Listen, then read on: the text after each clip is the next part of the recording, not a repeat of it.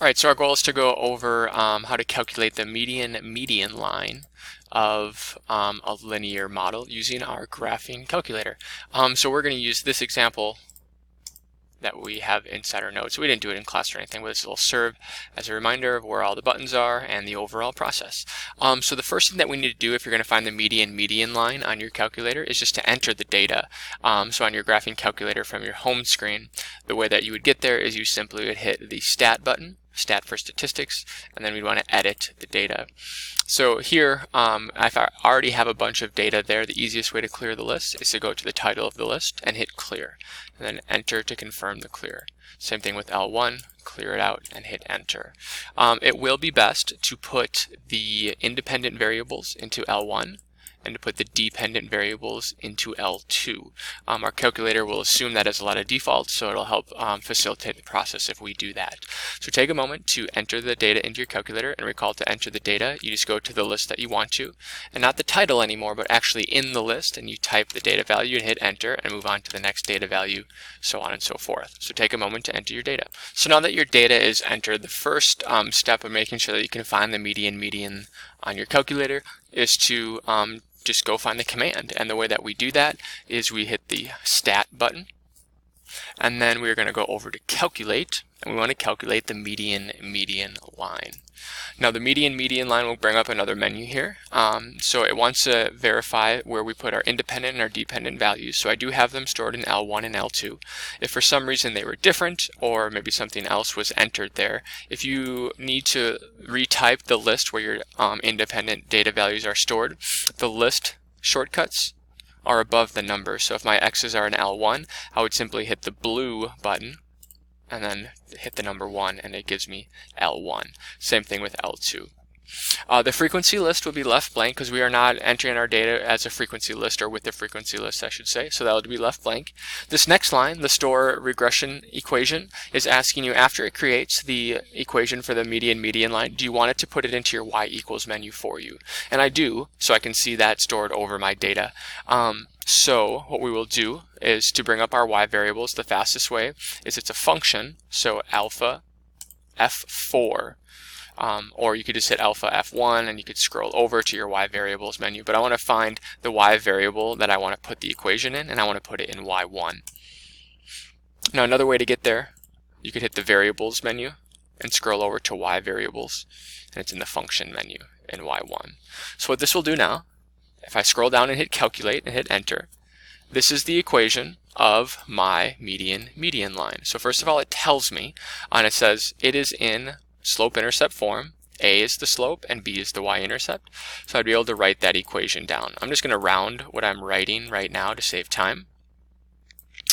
But this is what our equation would look like, and I would add the y-intercept of 48.35. So that's how we find the equation, and that's really like our main goal. The next thing that's important though is we want to make sure that we can see it over the data. Is it actually a good model? How can we use it? So on and so forth. So what we should see is if we go into our y equals, our calculator put that equation right into y1 for us. I happen to have a few other things in there that I'm going to clear out because I don't need them. But if I want to see the data and the line at the same time, we just need to set up our scatter plots. So remember to do that, we hit second and then y equals again, and that brings us into our plots. I'm only going to use one plot, so I'm making sure the rest of them are off. If they were on, like if plot 2 was on, like it is now, I would simply go into that plot and highlight off, and then go back to stat plot. You can also see that if I go into a plot, these other ones up here, if they're highlighted on and off, like if it's highlighted, that means it's on. So right now this is off. I can click it and quickly turn it on and off, and then scroll back to the first plot. So I want to make sure the first plot is on. Now the type of graph I want to make is a scatter plot, so I'm going to select the scatter plot option. Similar to when we were doing the median inputs, the calculator wants to know where our x's and our y's are, so I have my x's stored in L1 and in L2. If they were somewhere else, you would just change that to the list where you put them. The mark is what little dot it wants you to use for the actual plot. So I'm just going to leave it on the open square. Now before we make a picture, we need to set our window. So our window should be determined by our data. Now we entered years from 1928 to 1988, so we don't need to start at year 0. Let's just start at year 1920 just to give ourselves a little extra room before the data starts. And if our last year is 1988, we could just round up to maybe 1992. The X scale is what is each tick mark going to be, and since we're talking about the Olympics, I think it makes sense to count by 4s. The Y values were winning times, and we look for our slowest Y, or our lowest Y value, excuse me. It's about 10.5, so I'm going to round down to maybe 10. Maybe 9, just to give myself a little extra room. The slowest time was about 12, so I'm just going to round up to 13. And we don't have a very large increment of change in our time, so maybe I'm just going to have the change on the tick marks be half of a second. So we should be able to see our graph. Now what we're seeing here, the dots is our scatter plot, and then that blue line is our regression line.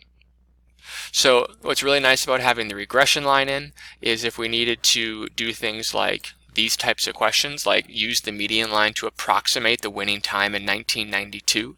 Well, I already have the median line in my calculator, so what I can do is if the time was 1992, I can hit second, calc, and I want to enter the value for my year. In 1992, my model predicts the winning time would be 10.77. So that's a nice little way to get it to evaluate the function for you.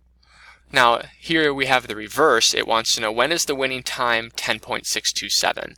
So it gives me the time and it wants to find the year. And again, a nice easy way on the calculator is to put the winning time, or the output, the Y value, as a separate equation, so 10.627. I want to see where those two intersect on my graph. Now here I can't see it, so I'll need to extend my window.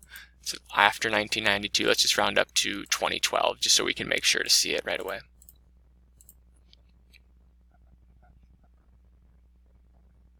So there's my model line. Here comes the winning time of 10.627. So I want to see what year do they touch. So I'm going to hit the second button. I'm going to calculate something about my graph.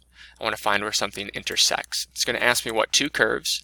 So I want to use the blue one. So yes, this is my equation. Again, changing functions with up and down, I want to select the two that I want to find the intersection of. I only happen to have two on my graph, so it's pretty easy. This is my first curve. Yes, this is the other value, so I hit enter, and it wants to know where do I think they touch. So I'll just scroll over to where I think that they touch, or as close as I can possibly get. And then when I hit enter to that question, the calculator will tell me it looks to be about 1999.